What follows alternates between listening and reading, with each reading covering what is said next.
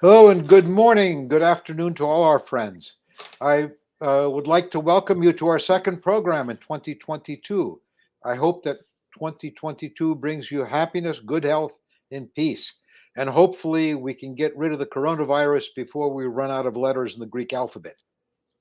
Here in the Gulf International Forum, we inaugurated our 2022 season yesterday with a fascinating discussion on our new book on Islamism in the Gulf. For those of you who may have missed it, I recommend you see it on YouTube.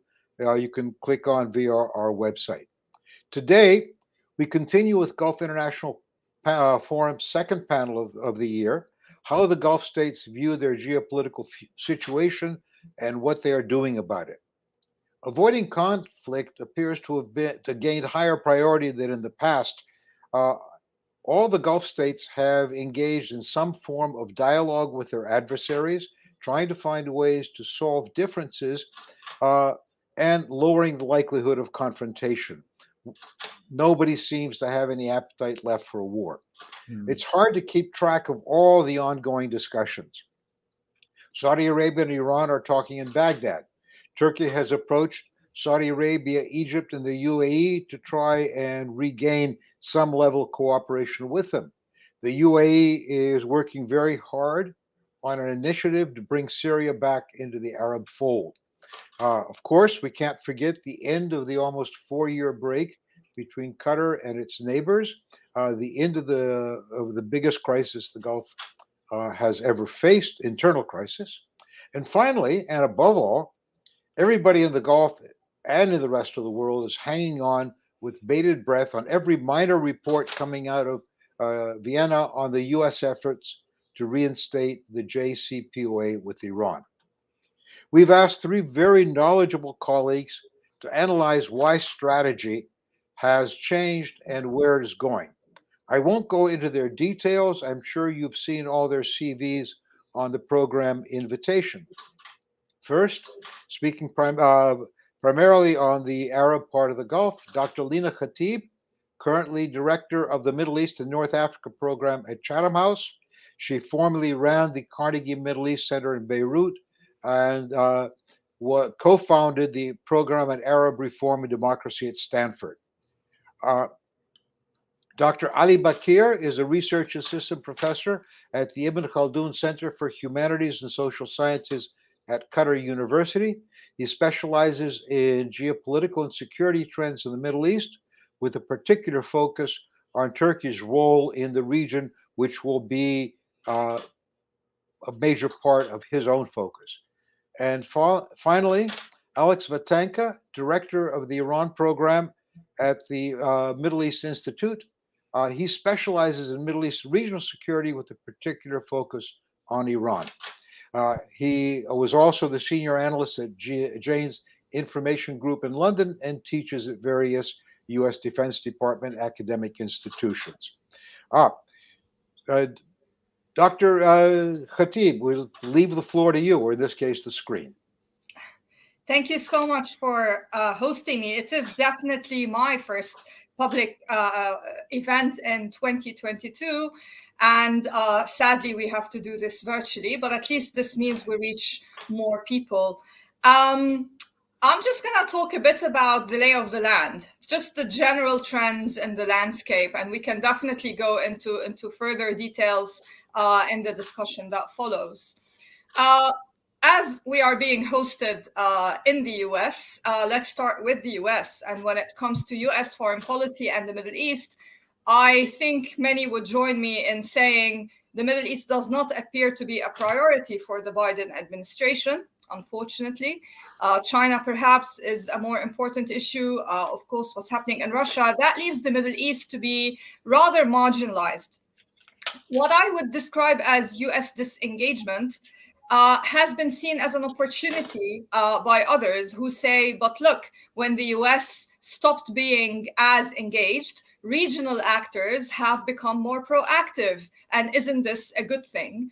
My argument in this regard is that the two are not mutually exclusive. You can certainly have regional actors engaging with one another more, but also have the US engaging at the same time. And I think this would strengthen this engagement and make it more fruitful. So what we're seeing right now, I think, is more a case of pragmatic behavior amongst various states, especially in the Gulf, because they are seeking self-preservation, they are seeking stability for themselves, and they are seeking to consolidate their roles as regional leaders. The UAE can be cited here as an example of a state that is being highly pragmatic in its relationships. It is talking to adversaries, it is talking to allies, it is, as we know, the country that has led on signing the Abraham Accords with Israel. This kind of pragmatism for me is more about the pursuit of national interest than anything else. And had the US been a bit more involved, perhaps we would have seen these kinds of dynamics play out a bit differently in the region. But this is where we are, and how this is playing out is having different consequences. For example, Lebanon is not, in my view, anymore a distinct file in the US. It is very much part of the Iranian role in the Levant file, and maybe Alex can talk more about Iran. But the way I see it, part of UAE's motivation for doing what it's doing, for example, is to protect itself from Iranian retaliation. And that means focusing quite closely on the Gulf region and its security. But that means that a region like the Levant is no longer such a priority, not just for UAE, but for Gulf states at large. It's not a priority for Saudi Arabia. Qatar is, always being its old pragmatic self anyway in this regard. But no one is going out of their way to rescue Lebanon, and the US is not doing that either. So what I'm saying here is that where the US goes, the world follows one way or another. And we can't say that US disengagement is a neutral position in any way. It has consequences for the region. Another consequence is, of course, Syria. We are seeing the UAE, amongst other countries, trying to work towards a degree of normalization with Syria. And here it's very important to emphasize that it is only the US that is really presenting a red line for how far this normalization can go. Of course, the EU plays a role here because it also has sanctions imposed on the Syrian regime, and it's not likely to change that anytime soon. However, what the US does is significant. And yesterday, I believe there was a letter by some Congress members sent to President Biden to express some concerns about the extent to which normalization is happening de facto with the Assad regime, and how this contradicts the US's own declared policy on Syria. So here we have the normalization process that is being pushed is not really about Syria at all. If you look at the perspective of the Gulf countries that are kind of into this, it's more about their own position in the Gulf itself and also internationally. So here we have marginalization of the Levant going on as a consequence. Meanwhile, conflicts continue to rage in the Gulf, namely Yemen. The Yemen conflict is nowhere near resolution, as far as I could see, and this remains a thorn in the relationship between Saudi Arabia and Iran in particular. UAE has, again, been very pragmatic about the whole issue, but here, Saudi Arabia was, I think, expecting the US to be a bit more proactive in supporting it in the Yemen conflict and vis-a-vis Iran at large. And in the absence of that, we've seen the talks in Baghdad. But is this the preferred path for Saudi Arabia? I think not. I think Saudi Arabia went to Baghdad once again because of the pursuit of regional stability in the Gulf and, of course, national security in Saudi Arabia itself. And so here we have a relationship between these different actors that may look to an outside observer to be a positive one, because we have Israel and the Abraham Accords, we have the talks in Baghdad, and we have, people talking to Iran who, in the past few years, we would not have expected them to do so. However, this is not really being done because of a large change in ideological kind of leaning or anything like that. It's really, for me at least, merely about pragmatism in politics. And this is what I think is the characteristic of geopolitics in the Gulf moving forward. And of course, countries like Syria and Lebanon and even Yemen are unfortunately paying a price in this, and not because of the fault of the Gulf states as such, but it's just because the dynamics of geopolitics internationally have meant that these countries are no longer priorities for practically any actor outside of the countries themselves. I will stop here and thank you so much. Thank you so much, Dr. Khatib. We now pass on to one of the major outside powers that influences the region and its effects, and Dr. Ali Bakir. Thank you very much for inviting me to this very timely and important panel with such distinguished guests. I will start by saying, as everyone became aware, right now the 2021 witnessed de-escalation in the region, mainly because of the U.S. administration and also Al-Ula agreement, which unlocked the rapprochement efforts between different regional players, such as Saudi Arabia and Qatar and Egypt, Iran and Saudi Arabia, Turkey and Egypt, UAE and Turkey, and so on. So for Turkey, the de-escalation moment came in a very timely manner. As you may very well know, in the last few years, Turkey relied on its hard power to score points in the Middle East, in Syria, in the Eastern Mediterranean, in Northern Africa, in the Gulf, and also in the Caucasus. And right now, the de-escalation moment prompts Turkey to cash in its gains in a form of political and diplomatic gains. Of course, right now, this de-escalation moment, as I may call it, allows Turkey also to balance its hard power to also shift back to economic-oriented agenda amid the depreciation of the local currency, the lira, and also to reach out to other regional players which have also interest in the de-escalation, such as Egypt, the UAE, and Saudi Arabia, among other players. As for the normalization process in the region, Turkey, of course, rapprochement efforts with Egypt is going slow but steady at the same time.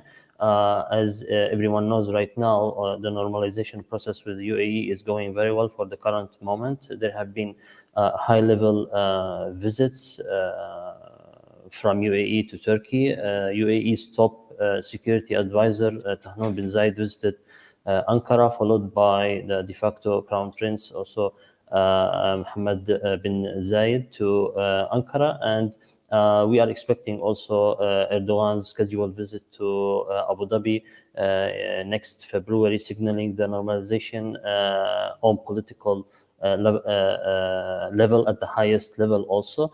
There is a space for, I can say, huge potentials to increase the economic interaction between the two countries. The UAE is indeed currently the second biggest trade partner for Turkey in the region, and the first in the Gulf region. Having said this, one challenge would be in the next period to see if the two countries will be able to create a mechanism to sustain this kind of relations between each other if they faced any challenge in the future. Ironically, when it comes to rapprochement efforts between Turkey and Saudi Arabia, these efforts started way before the rapprochement effort between Turkey and Egypt, Turkey and UAE. There have been calls, I think, at the end of 2020 in November between King Salman and President Erdogan. Also, Turkey's Foreign Minister Mevlut Cavusoglu met Saudi Arabia's Foreign Minister Faisal bin Farhan several times in several occasions, and economy and commerce ministers of both parties communicated with each other.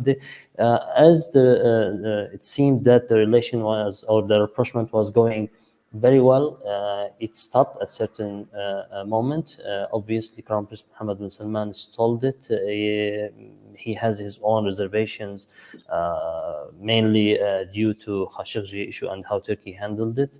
Erdogan will be visiting also Saudi Arabia next February. I think that this visit will be crucial in terms of determining whether the two countries will be able to take the relations to the next level and normalize, or they will not be able to do so. I think that Khashoggi's issue will be one of the main topics to be discussed, and also probably Iran and regional security. So when it comes to Turkey's relations with other GCC countries, including Qatar, Kuwait, and Oman, I think that because of the Al-Ula agreement and the rapprochement also on normalization of relations between Turkey and UAE, and the possible normalization with Saudi Arabia, these countries are more relaxed right now, and they have less sensitivity to develop their relations with Turkey in economic, political, and even military level. So we will witness also an increase in the strength of the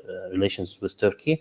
When it comes to Iran, I think that Turkey's relations with Iran is complex and complicated. The two countries look to each other as regional rivals. Turkey has serious problems with Iran's position in mainly Syria and Iraq, among other countries, while also the Iranians are obviously becoming more sensitive and irritated lately because of the increased Turkish influence, whether in the Gulf region or in the Caucasus or in Central Asia. Now, of course, the nuclear issue can be a game changer depending on how it will move in the next period. Turkey didn't object at any point Iran's pursuit for nuclear energy for peaceful purposes. However, reaching a deal at the current moment also with the US will unlock Iran's potentials, and this will probably embolden Iran regionally, creating problems for Turkey in many places, especially in Syria and Iraq. Having said this, of course, in other places where Turkey is a player, and also the Gulf is one way or another is a player, for example, in the Eastern Mediterranean or Northern Africa, I think that the situation there is currently, at the current moment, is relatively stable. So there will be no issues between Turkey and UAE, for example, when it comes to Libya, or Turkey and UAE, or Turkey and Qatar when it comes to Eastern Mediterranean. But we don't know how things will be next. So while it is also always useful to encourage such rapprochement and normalization efforts and be optimistic about the prospects, we should also be cautious about what's coming next, because instability is the norm in the region. I will stop here and maybe we can discuss further. Thank you very much. Thank you, Dr. Bakir. And finally, sort of the cleanup batter, Mr. Alex Vatanka. Thank you very much for being here today. Thank you, Ambassador. Thank you to Gulf International Forum for inviting me. I'll say a few words about the sort of performance of President Raisi so far, and then perhaps make a few other comments as I go along. Ibrahim Raisi has now been in power for about 6 months, and some of us Iran watchers have been saying all along, don't pay too much attention to Raisi. He's not the decision maker, and he has proven that to be the case since he took over in August. Ibrahim Raisi comes from a solid regime background. He's been part of the system since the age of 20. He has spent vast majority of his time in the judicial branch. He does not have any experience to speak of in the realm of foreign policy, or in fact domestic policy making. I mean, his bread and butter has been in the judicial branch. And the other important part of his CV is to be someone loyal to the system, particularly the Supreme Leader Ayatollah Ali Khamenei. So, the idea that Raisi would come in and Iran would take a turn to the right, to the left there, or whatever, never was bound to happen, and hasn't happened, and it will not happen. Right? Raisi is the wrong character to look at. In fact, I would say the presidential palace is the wrong place to look at if you're looking for a sense of where Iran's policy and given issues are going. It's the office of the Supreme Leader, Ali Khamenei, who I have to remind everyone has been the Supreme Leader since 1989, and the top brass at the Revolutionary Guards. These two centers today decide and basically Iranian foreign policy decisions on key matters. If Hassan Rouhani and Javad Zarif between 2013 and 21 had the option to push back at times on certain issues, well, this Iranian President Ibrahim Raisi is not going to do that. So, at this point, I think it would be prudent for anyone who's watching Iran to kind of ignore entirely the role of the so-called moderate reformists. Which take us to the question of, so what do the hardliners that brought Raisi to the presidential palace, what do they want? And specifically in the context of the nuclear talks that are going on in Vienna, I would say, if I was going to make a educated guess, that the best thing we can hope for at this point is a limited agreement. And all the signs coming out of Vienna suggest that might happen. Now, there are reports that we might have a deal by middle of February, but it would be a limited deal. And I'll tell you why that is the case. A broader deal would have worked because a broader deal would have meant that Iran would be willing to talk about non-nuclear issues, its missile program, Iranian agenda in the region, so forth. But I don't think that's what Ali Khamenei and the Revolutionary Guards want. They are looking at the next few years as extremely sensitive for the trajectory of the Islamic Republic. Ayatollah Khamenei is 82. He clearly wants to prepare for the Islamic Republic and his legacy to continue after him. The idea of a broader bargain with the West, the United States in particular, and allowing the Westerners, as they would put it in their terminology, through the window, not through the main door, but through the window into Iran, might just complicate or brings too many risks with it in terms of that succession process where Khamenei clearly wants someone from his own ilk to continue. So I think that's why they're not going for a broader deal. Anybody sitting here, including the Biden administration, hoping that they will get some kind of a understanding with the Iranians in Vienna that, yes, let's have an interim nuclear deal where we rescue as much as we can from the 2015 deal, but very quickly let's build on it. I think the first part of that is likely to happen because the Iranians, for reasons I'll get to in a second, want that. But the second part where you can build on it and broaden the conversation to non-nuclear issues, I think that's where you have the major complication of what it means for Khamenei and the Revolutionary Guards in terms of their survival strategy within Iranian domestic politics, because they're thinking long-term post-Khamenei, and they don't think the United States or the West becoming actors in Iranian decision-making is necessarily a good thing from their perspective. In terms of why they need sanctions, I mean, the numbers speaks for themselves. Look at the Iranian economy, look at the state of the society, look at the anger in the Iranian population. So for those reasons, they need some kind of lifting of sanctions. At this point, they've come to conclude that they're not going to have blanket lifting of sanctions, which was never going to happen. And now they've kind of agreed or accepted that reality. But it's not good enough for them to have the major sanctions as agreed to back in 2015 lifted that allows for that oil income to come back into Iran, and it just buys enough space and time for the Iranians for Khamenei and his Revolutionary Guards backers to, if you will, stay the course. There's a huge dose of hope here in Tehran that the Russian, the Chinese somehow miraculously will come in and do their part in helping Iran get through these rough seas, which I said before, and I'll say it again. I think there's too much optimism in terms of what Russia and China are willing or can do for Iran, but that's the strategy by Khamenei and the Revolutionary Guards. And in the meantime, don't expect major changes in Iranian policy in the region. So, they will not expand what they're doing in the region. I don't see any signs that Iran is looking to create new theaters of conflict, unless if there are opportunities that present themselves. But unless there's a security vacuum somewhere that emerges, then the Iranian regime will be busy consolidating where it's already active in places like Syria or Yemen. And, that can be good, bad. We can discuss that in the time we have today. But my point is, it's a question of continuity. To sort of wrap up, it's continuity from what we've seen in recent years, because the people who really call the shots when it comes to some of those key sensitive issues that Washington cares about and outside the nuclear framework, those decision makers, have been in place for a long time, for many years, in the case of Khamenei since 1989. And that's why we will see continuity going forward. But at the same time, final word on that is that continuity isn't necessarily the worst thing we can anticipate. The worst thing is that you escalate and you go in the direction of a military conflict, which right now clearly both Washington and Tehran want to avoid. So let me stop there. Thank you so much. I always wish these things could go on longer because there is so much to learn from these programs.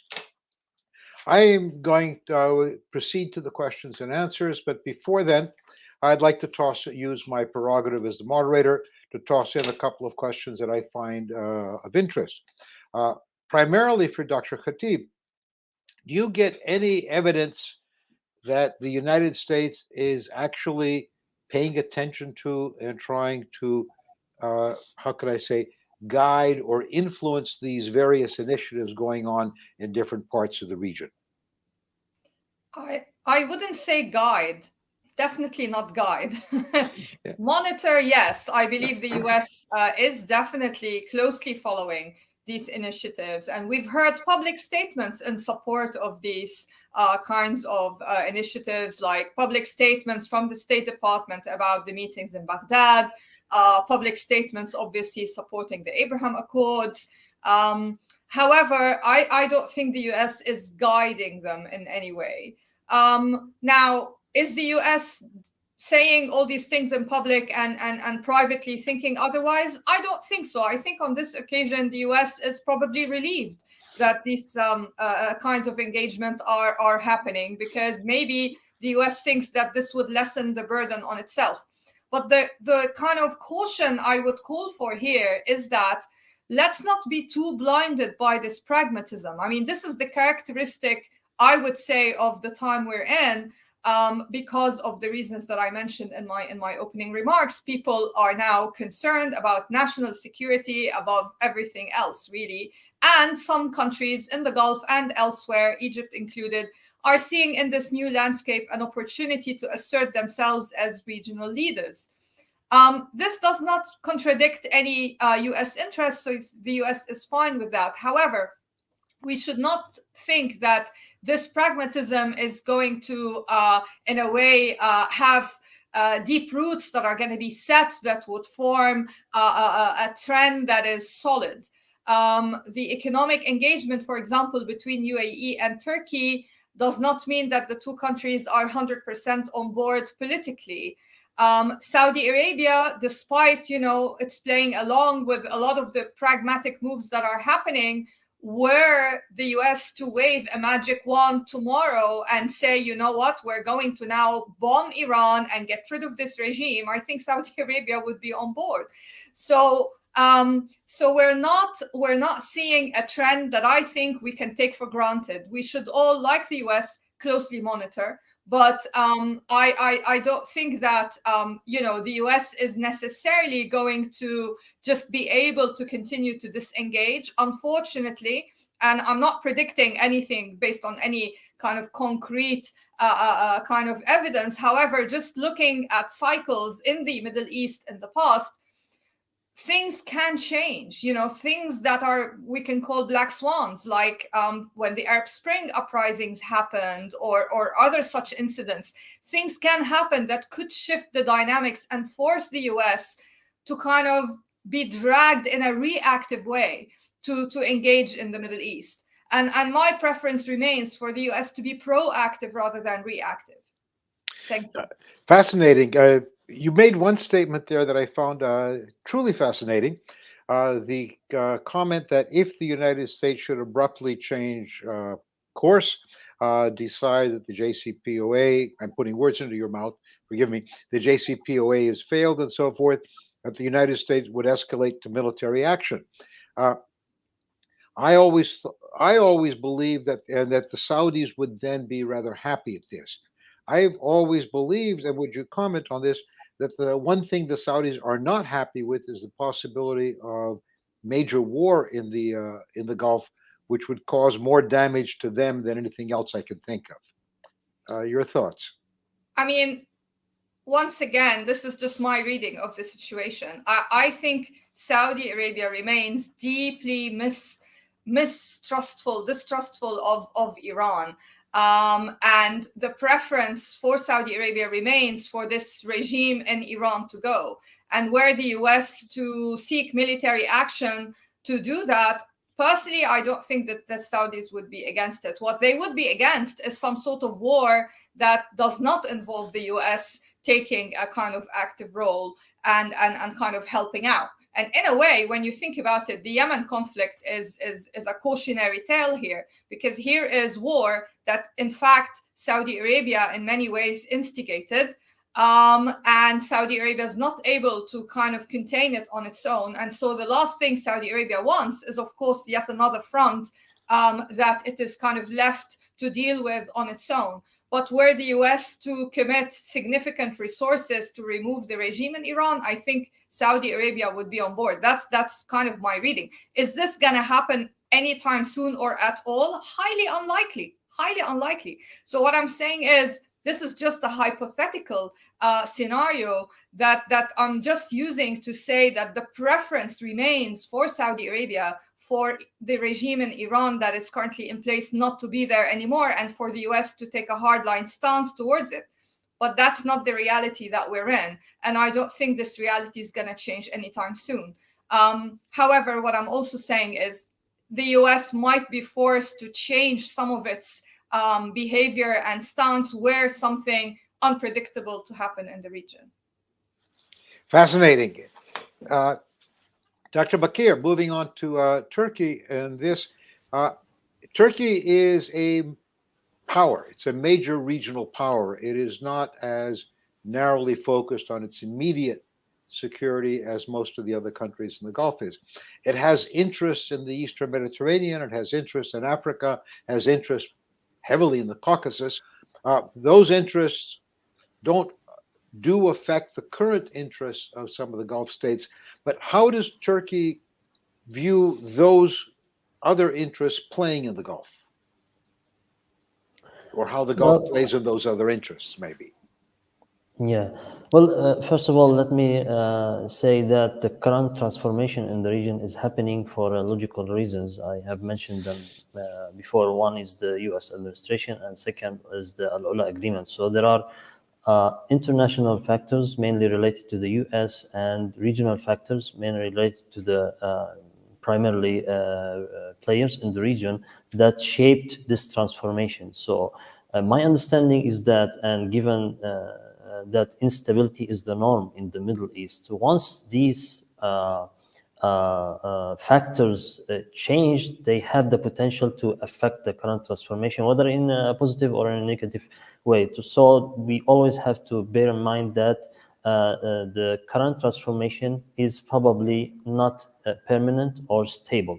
For the current moment, yes, but there are always changes, and I guess that we have two main events that will be coming in the next couple of years. One is the major elections in Turkey, and the second is the elections in the US. And any big change in any of those events will have the potential to affect the regional dynamics. Now, turning to your question directly, and given the introduction I have said, for the current moment, we already know that the UAE, for example, was heavily involved in several regional theaters against the Turkish role. And one of those theaters, for example, is Libya. For the current moment, Libya is relatively stable, waiting for the coming elections. But there is always a possibility that anything can happen there. And I don't think that the political disagreements or ideological disagreements between Turkey and other players suddenly disappeared. They are already there, but what happened is that because of the prioritizing the security dimension, and also because most of the big regional players had interest in de-escalating and also interest in seeking economic and financial interaction. Right now, these disagreements took the back seat. So any change might affect in the future these issues. And Libya, of course, one of these possible theaters. Also, another theater is the Eastern Mediterranean. The relation between some GCC countries and Greece and Cyprus on the one hand, and the relation with Turkey on the other hand, is going to be affected if the situation is escalated in the coming period.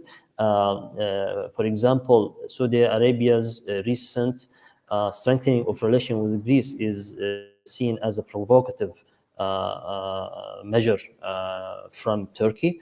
And I think that this is also one of the files that can be discussed during Erdogan's visit to Saudi Arabia next month. Currently, Saudi Arabia is asking Greece help in terms of defending against Houthis using its Patriot missiles. But also this is giving from the Turkish perspective, again, such messages are giving negative implications regarding Saudi Arabia regional image. It is not reflecting Saudi Arabia as a power when you seek the help of Greece to defend al-Houthis. So this is not a positive image for Saudi Arabia. Recently, Qatar was involved in some kind of gas contracts with the U.S. American companies such as ExxonMobil in Eastern Mediterranean, and one of those contracts was in problematic, let's say, area concerning Greece and concerning Cyprus and Turkey's conflicting maritime borders. Now, from Turkey's perspective, this contract is actually outside Turkey's continental shelf claim maritime area. But from Turkey's perspective, also any encouragement of such contracts in that area will increase the potential of other companies coming and digging there. And Turkey is not positive regarding such projects. Right now, there is no big deal about it with Qatar, but there is also communication regarding this issue. There is no, I don't expect any escalation in the current period as long as the dynamics that pushed the region towards such transformation is there. But once change is happening, whether it's related to the US or whether it's related to one of the big regional players, then definitely we should expect implications of such reason. And we hope that such implication wouldn't affect the topics that were at certain point source of political disagreement or ideological disagreement. I hope I answered your question, by You did answer the question very effectively, as any good answer, of course, as you raised other thoughts in my mind, but I'm not going to hog this discussion. One last question with Iran. Has the JCPOA, have other developments in the region at all changed Iran's long game, particularly how the Iranians wanted to see the end of events in Lebanon, in Syria? I mean, when this all began, the press was full of Iran's dastardly plot to create a Shia crescent to the Mediterranean and basically isolate Turkey from the rest of the Middle East. That Iran was fomenting a rebellion in Yemen to build a Shia outpost there. Have just recent events changed, or was it never Iran's long game? Alex? Yeah. Oh, that was meant for me. Thank you. Yeah. Look, I think one shouldn't exaggerate the role of Shia Islam as a driver Iranian regional foreign policy. It's definitely there. You see it much more consistently in terms of educational outreach and efforts to, certainly in the past, to convert certain societies, communities to Shia Islam. But that's on the margins in the big picture of things. I think, the Shia card has been played by Iran more or less when opportunities have presented themselves. In the case of Lebanon, we all know what happened in the early 1980s, why certain Shias in that community, that country, wanted a protector, and Iran filled in that space. The other very notable case, obviously, is post-2003 in Iraq, and where the Iranians were able to come in and create multiple of pro-Iran Shia Iraqi factions, what we call the Hashd-e-Shabis. And but just taking those two examples, I would say one, from the perspective of the ideological entities, which I said in my remarks earlier, are shaping Iran's regional agenda. The folks who, come from the school of thought of Qasem Soleimani, they would look at the Shia card and they'll be proud of what they have achieved. This is part of the so-called forward defense, that you take the fight to your adversaries in places like Iraq, where you can combat the Americans or their partners, or you can bring the Islamic Revolution to a place like Lebanon, and that they consider success. The counter argument, which we used to hear a lot about more prominently when the Rouhani Zarif team were in place, and we hear less, is that this is going to be a very open-ended project and a very costly one. And that, if Iran wants to focus on national interests of Iran and what matters for the sort of survival of the Iranian state and even the Islamic Republic, you need to do much more nation building at home. So, that is essentially what has always been the fight. What sort of Iran are we looking at? Ideological Iran or practical Iran? A practical Iran would, for example, today look at the conflict in Yemen as an opportunity to build bridges with the practical Iran, to build bridges with the Saudis, to admit to itself that Yemen, strategic reasons, is just not their top of the list for Iran. That the Houthis are never going to be Hezbollah of Lebanon to be guided the way Iran has guided, as I said, Hezbollah. That would be what a practical Iran would have done, to look at the issues in terms of how it serves national interest of Iran. In this case, for example, being able to talk to Riyadh about Yemen would enable for a rapprochement that would be very significant for Iran with Saudi Arabia. The Iranians want that rapprochement to happen, but they haven't been willing to admit to the fact that there's a price to be paid for it. In this case, Iran's relationship with Houthis and what Iran can do to help the Saudis get themselves out of Yemen without making Iran the winner. So that's what the fight is all about in terms of the policy debate in Tehran. What are you, the practical or the ideological? And I don't think Ayatollah Khamenei has there's no indication to my mind that Ayatollah Khamenei has chosen to sort of go in the direction of being more of a practical man when it comes to his foreign policy choices. And it's a risky strategy, but end of the day, from his sitting right now, the United States is tired of being in the Middle East. The United States wants to leave the region. The Iranians don't want to push the United States out by kicking and screaming at them, because that's the kind of war they don't want to have, because that's too risky. But they certainly do want to be having a conversation with the United States to hold the U.S.'s hand, if you will, to help them out of the region. That's something they're publicly stating is their hope, strategy. Is that realistic? We can debate that, but that's certainly something that they want. And I just think that's unrealistic. So that's why I think this ideologically inclined approach to the region right now, where you have the conditions that are ripe for conversations to be had across the board, we could have had much more success if the Iranians were more convincing in letting their neighbors know that, what happened in 79 and all the lessons we've learned since means we're going to go and change course. And if that's what Iran decides to do, I think, de-escalation will deepen and we be much more serious as a process than we've seen so far. I mean, just take one example: the Iran-Saudi rounds of talks of last year. What has it actually produced? Nothing.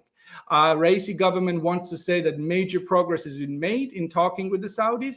There is no evidence that anything major has been brought about. And if the Vienna talks tomorrow end between the US and the Iranians, I bet you the Iranian-Saudi talks will end too. This is a hard reality Iran has to face. And I'm not just putting the blame at the door of Iran. Everybody in the region needs to have a hard look at their foreign policy choices. In the case of Iran, specifically, they need to convince neighboring states, regional actors, that ideologically driven foreign policy will start to look different going forward. And I think that would serve Iranian national interest. Thank you. This entire discussion, we've talked about primarily geopolitical issues in the Gulf, the political relationships, alliances, what you are trying to accomplish. There's been, I've noted, very little discussion of economic issues. How much do economic issues, with the possibility of more trade between Iran and the Gulf states, of undoing the JCPOA because it has harmed the economy of Dubai, how much do economic issues play in the dynamics between these countries? Dr. Khatib first, perhaps. Well, if I may just comment on Lebanon, if we're talking economics and who needs economic rescue, definitely Lebanon. And traditionally, Lebanon would look towards the Gulf for some sort of rescue, and that's not going to happen. As I said before, no Gulf country is interested in economic relations with Lebanon that involve pouring a lot of money into that country, because what's in it for them? So when it comes to Syria, also the so-called de facto normalization that UAE and others are pursuing is not happening because Syria is seen as a lucrative kind of economic pipeline either. When it comes to Turkey, UAE, yes, economics may play a role, and perhaps Dr. Bakir can talk more about this. However, I don't think that this is necessarily the priority guiding this relationship. What I think is happening is the focus on the economy is being presented at the forefront because it is a kind of practical, doable line that these countries can pursue. But I don't think it's the primary motive. Because if economics were indeed the primary motive behind driving political engagement, then we would have seen perhaps more political engagement going forward. But we are not. So I would say the economic track is just something that the countries are doing to support their political pragmatism rather than the other way around. Thank you. Dr. Bakir, Dr. Khatib has tossed the ball to you on this particular subject. And looking at it, say, from a Washington point of view, it would appear to me that Turkey has, given the collapse of the lira and its other problems, has an intense interest in economic affairs. Where do you stand on this? Where do you think? Well, the economic factor is central when it comes to Turkey's whether own interest or regional interest, and this has been the case before the start of the eruption of the Arab uprising. If we remember very well, Turkey was very economically oriented when it comes to its regional strategy, and I guess that, and as I said earlier, the current de-escalation moment in the region allows Turkey to readjust to its previous economic agenda and focus on that factor. Of course, this doesn't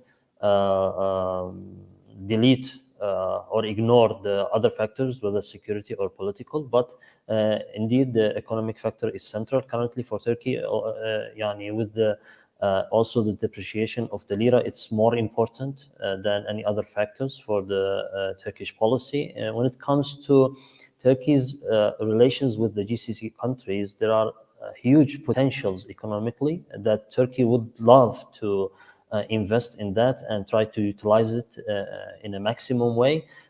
For example, if we talk about Turkey-Saudi Arabia relations, the volume of bilateral relations currently is very minimal, less than $5 billion. This is even less than Turkey's economic relations with a country like Egypt. So there is an interest for Turkey to increase and maximize the benefits of the economic factor in its relations. Also, the economic factor is safe when it comes to approaching the other players, especially those with who has disagreements with Turkey from ideological or political stand of view, because whenever you want to discuss with such players, if you start with the political side or the ideological side, then probably you will reach nowhere. So both sides has interest to discuss economy at the beginning and try to build on in order to progress on the other topics, whether politically or security-wise. So this is also, from Turkey's perspective, is very important. And the same is being discussed with every other country which Turkey previously had problems. Also, Turkey, we should not forget that it is the biggest economy in the Middle East. So it has also carrots to offer for the others. And in the case for the UAE, for examples, or any other players, Turkey currently, taken into consideration the depreciation of the lira, is a hot place to invest and make long-term investments, because right now the economy is in a downturn, but it will not stay in this status, and this is what we expect. So whenever it revives, these countries will have a lot of benefits being investor in Turkey. So this is my take on your question. Thank you. Thank you. And from Iran's point of view, I mean, clearly Iran is looking at getting economic benefits from restoring the JCPOA. Does it see much in the, or does Iran's perception of economic benefits play in its relationships with any other countries, assuming the JCPOA can be lifted? If I may just first make a sort of a general comment, I think it's important that we realize that the region is also, which this is something that, the COVID crisis certainly early on brought home, that the region is waking up to the fact that there are transnational issues where you're not going to have one single country with one solution that they can pay for and take care of themselves, and the rest of the region can be forgotten. The health crisis that we anticipated didn't really happen, but COVID certainly made that point that there will be in the future moments where you have issues like a pandemic where it requires regional effort. The idea that you can have states acting on their own, it's just not that realistic. And you can apply the same kind of logic to another very pressing issue that certainly Iran and the rest of the Middle East is faced with: environmental challenges, the issue of water. We at the Middle East Institute, we're working on the issue of desalination, the availability of drinking water, and the threats in that context to the water security of member states, particularly the GCC states that are the biggest users of desalinated water. They need to work with Iran if they want to, in terms of their long-term water projects and calculations. So I know I loosened the term economic cooperation, but I just want to make the general point that transnational issues are something that the region are waking up to, where they accept the reality that at times they need to collaborate. And that's something that we need to encourage here from Washington. The international community needs to encourage that. Look, it's in terms of your question on economics in Iran's thinking, I think what JCPOA did, the way the Trump administration in May of 2018 walked away from the deal, the Iranians initially thought, my God, who cares? The rest of the United Nations is not going to do that. And they did. So the Iranians have had to, in the last 3-4 years, come up with new ideas of going around sanctions. And one of the things they found out they can do, it's much easier to trade with the countries that border Iran. So you put your goods in the back of a truck, you get it over, and you engage in barter deals and so forth. That is much easier if you're in the business of sanction busting. And therefore, you've seen a major increase in trade with Iran, between Iran and its neighbors. After China, Iran's second biggest trading partner is UAE. Then you got Iraq, you got Turkey, Afghanistan. I don't know what the trades are with Afghanistan, when there used to be a pretty decent sized trade between Iran and Afghanistan. So you've seen a shift away from East Asia, from places like South Korea, Japan, that used to be the big purchasers of Iranian oil. When that died out, the Iranians needed to focus on economic relations they could have closer to home. And we've seen that trend. Again, it was by accident, not by choice, because of the fact that the sanctions were having an impact. But it's something in the long term is to be welcomed. I mean, I always point to the European Union, where you have so much trade among the European Union member states.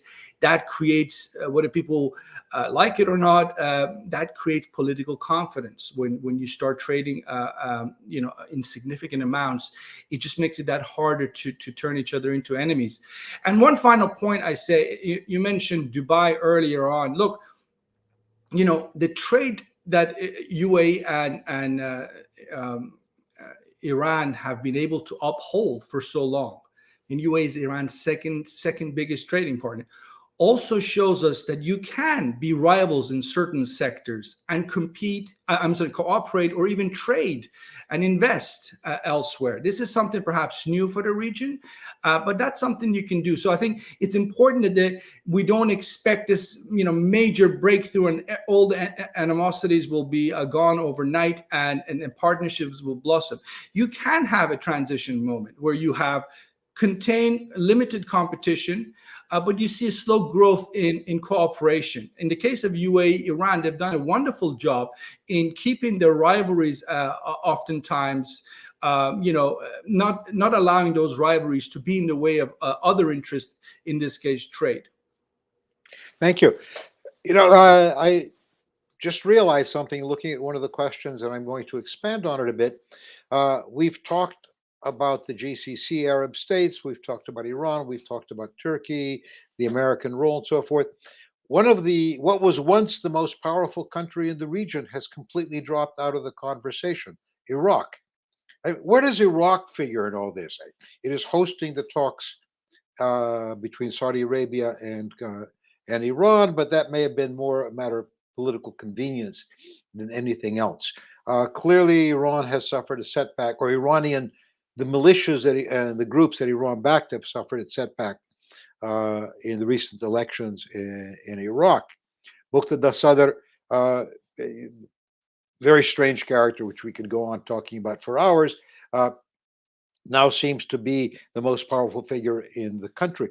But where does Iraq figure in all this, in the recalibration of the geopolitics of the regional states? And I'll take the first volunteer on that one. Okay, I'll volunteer. Yeah. When it comes to Iraq, I mean, it's very clear that, first of all, the US is not going to withdraw from Iraq anytime soon. The Iranians had perhaps hoped that they could push for such a scenario to happen, but it's not happening. Iraq is, regardless of the Middle East at large, dropping in importance for the US. I think the Iraq file remains very important for the United States, and it's not going to give up on it anytime soon. Same, I would say, with US presence in northeast Syria. That's also not going to happen anytime soon. And that also has to do with Iraq, because that happens to be the region neighbor in Iraq. And were the US to withdraw from there, then the border between Iraq and Syria would become completely porous in that region, which of course would be highly beneficial for Iran. So the US is very much aware of that, and is staying in the region for the foreseeable future. So Iraq has to deal with that pragmatically on one side. On the other side, of course, it has Iran to deal with. And yes, the latest results of the parliamentary elections in Iraq showed that the Iranian-supported PMF-affiliated candidates did not gain as many seats as before. But that does not mean that Iran's influence in Iraq is dwindling. It just means they did not know how to play the parliamentary election game properly this time. but it remains the case that Iran is the most influential regional actor in Iraq today. And so Iraq is, again, trying to be pragmatic about the situation. It's becoming very difficult for the leadership in Iraq to kind of juggle Iranian interests and US interests. And they're trying their best to reassure both sides. So I personally disagree that Muqtada Sadr is the most powerful political figure in Iraq today. I think there is no one figure who we could kind of assign such a title to in Iraq. But I will say that Iran's influence in Iraq is not something that has lessened. In fact, it has consolidated over time. It is just playing out differently right now in the country.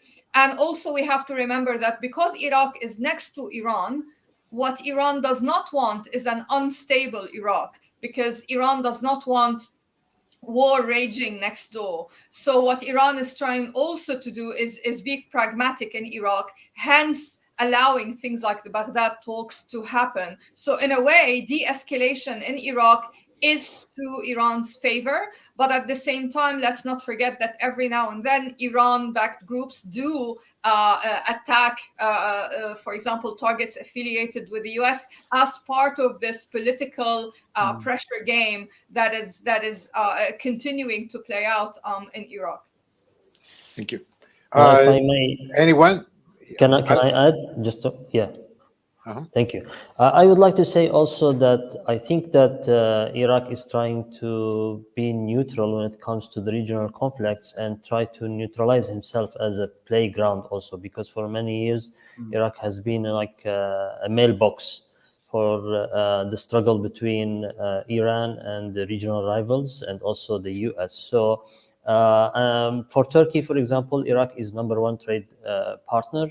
There is a genuine interest for Turkey in a very stable and prosperous Iraq. Turkey has been also supporting stability of Iraq, and Turkey has been increasingly annoyed because of the increased also pro-Iran sectarian militias activities in the northern part of Iraq, where they have been lately supporting the PKK, and there have been many incidents where these Shiite militias deliberately targeted Turkish posts. So in this regard also, the Iraq is security-wise very important for Turkey. I think that the way things are going is good for Turkey, but as I said before, I don't think that Iraq cares much about the stability of Turkey. Iran cares much about the stability of Iraq. I mean, mostly they played a controlled chaos game. Right now, yes, Iran has an interest in de-escalation, but this is probably tactical and will change once the dynamics will change. So this is my point on that issue. If I may very quickly just add also, I think one of the I guess very positive developments that I've noted the last 5 years on this issue in terms of where Iraq is going as a country is the decision by the Gulf states more or less to sort of end any engagement in fueling the sectarian conflict. That I think really, when you look at Muqtada Sadr going to Saudi Arabia, that happened after, Saudi Arabia made it clear that if it ever played a role in fueling the sectarian tensions, it was having a rethink. And I think that has allowed the Iraqi Shia majority to look at Iran differently. Iran is not just the protector it was once was. So I think that's been very welcome. I also think it's important to point out we have here, it's just been the second anniversary of the assassination of Qasem Soleimani by the United States, which many consider him to have been the sort of architect of Iran's strategy in Iraq. And people from his generation, young men who were in the Revolutionary Guards for the last many decades, but it's been the last 19 years now since the toppling of Saddam Hussein, being engaged in Iraq, working with the Iraqi counterparts. And my point here is this: the Qasem Soleimani generation in Iran and their partners in Iraq, the Shia Iraqis, at some point they will leave the political stage. I just don't see how Iran, and it might have a blueprint and a strategy, but I don't know if there will be a hiccup going along in terms of the transition to the next generation who will have to take over from the likes of Hassan Soleimani or the current Quds Force commander Ismail Ghani. This is a big question for me because, I agree that Iran is certainly one of the most powerful actors in Iraq, but I also see this sort of questions in Iran about what is it Iran gets from being so heavily involved in Iraq. I could point to the $10 billion or so trade and say that's a success. But I have to compare that to all the billions of dollars Iran has lost in trade with other countries Iran could have been trading with had it not been isolating itself so much or sanctioned itself. So, I think in the long term, there are many unanswered questions in terms of whether Iran can stay the course in the country of Iraq, where, we've seen the shift of dynamics in recent years. Yeah, I tend to agree with you. Just one of my own comments about Iraq. Purely by coincidence, almost all my Iraqi acquaintances and friends are Shia, and I would say that every one of them is an Iraqi first and a Shia second in their approach to life. There is another sort of shadow in the back of the room that we haven't talked about tonight. Today, a country that played no internal role in the past in the region and is now very much embedded with everybody, which is Israel. We haven't talked about Israel at all. We have the Abrahamic Accords, an Israeli prime minister making a visit to Abu Dhabi,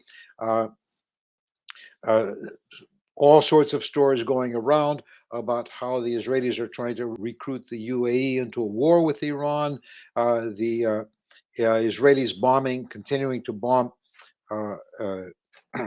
Iranian militia positions and supporters in Syria and Lebanon. And finally, clearly, the Israelis themselves torn apart internally as to whether or not they would like to get the JCPOA reinstated. So, where does Israel play? And again, I'll take the first volunteer. No volunteers? I can volunteer. Look, I think, as someone who supports the Abraham Accords, I think that was a good thing to do. I think it's controversial, clearly, but I think the fact that the region accepts Israel as a member of the region, a member of the United Nations, is a good thing. It's accepting reality. That's what the UAE and Bahrain and others have done. That doesn't mean you forget about the Palestinians. In fact, you could make the argument, which I think is what the Gulf states are making, you could put more pressure on the Israelis to shape their policies vis-a-vis the Palestinians if they have something to lose by you being angry at them for the way they treat the Palestinians. Yesterday, I think it was, the Iranian Foreign Minister Hossein Amir Abdullahian met with the Hamas leadership in Doha in Qatar. There's nothing wrong with that. But the fact is, this armed struggle approach that Iran is the biggest proponent of, the sort of mother of the axis of resistance, I think the region is ready to consider a different alternative. And I think many Palestinians, I believe, also believe that, it's not going to work the way that the armed struggle has been sold to us for so long, that the diplomatic political process might just deliver results for the Palestinians as well that, we should all welcome. Thank you. We're running out. Go ahead, Ali. I would like to add one thing. I think that we should also make a distinction between the governments making accords with Israel and the people of the region. At the end of the day, the people of the region are not presented by represented governments. So there is a question about the sustainability of such accords. On the other hand, when it comes to Turkey-Israel relations, despite many disagreements between the two parties, they managed to maintain a high level of economic interactions. Even during the worst times, they have common interest actually in the region when it comes to Eastern Mediterranean. The Israelis want to export their gas, and we know that the US yesterday or 2 days ago sent Greece a message that it will not approve the East Mediterranean pipeline, which is raising tensions in the Eastern Mediterranean. So the only viable route for Israel to export its gas to Europe will be, in this case, through Turkey. This is one major interest between the two parties. Also, there is the issue of the Iranian influence in the region and the implications of a deal, a nuclear deal or non-nuclear deal. This might prompt two parties to cooperate on security level in the region. But having said this, the Turks have been very clear with Israel that if Turkey wants to a good relations with Israel, but the Israelis have to realize that in order to maintain good relations with Turkey, they have to stop violating the rights of the Palestinians. And also, if they want the peace, which is in their interest, they know what they have to do. And there is a peace initiative that long ago initiated by Saudi Arabia. They have to show sincerity in this issue. Otherwise, all these arrangements are temporarily in nature and they can easily disrupt it. Thank you. I have one, we're almost run out of time, and I'm going to use my prerogative as a moderator to stretch a little bit. There is one other sort of major issue hanging in the background for all of us. I recently read a report that if global warming continues, that if the trends continue, the Gulf will become unlivable during the summer. Clearly, no matter what my friends in Texas say, we are moving away from a fossil fuel economy. If you could all just take a quick look at how does the Gulf view global warming? How do they view their future? Because it could be pretty dreadful if you look at some of the worst warnings. Volunteers. If I may very quickly look, if you look at the data, they are some of the most water insecure countries. Of all the 100 and whatever it is, 95 UN member states, the top 20, the 12 states out of the 20, if I remember my statistics right, are based in Middle East and North Africa. And all the countries of the Persian Gulf region, Iran and the 6 GCC states, have a severe water insecurity issue. And I pointed it out the issue of desalination, which is a source of income, source of water for certainly the GCC states. And you can only continue on the path of desalination if there is a regional framework for cooperation in the long term to make that technology a viable one, because the level of salt in the Persian Gulf keeps going up the way it's going up. At some point, the technology isn't available to turn that seawater into drinking water. So it requires cooperation. Is an excellent win-win question for Iran and the Gulf states to sort of have a conversation around. And I hope we see it sooner rather than later. Well, I think we've run out of our time. Can I tell you the one thing that I very much miss, and I hate the remote panels, is there is so much more to talk about. And if we were all together someplace with a coffee in our hands, we could continue this conversation on the outside. I really miss them. So I hope I hope coronavirus goes away much faster than people are predicting. Thank you all so much. I wish I could also get the audience to give you applause. We're missing that as well. On to the next one. Thank you all very much for your participation today. Thank you. Thank you for the invitation. Thank you.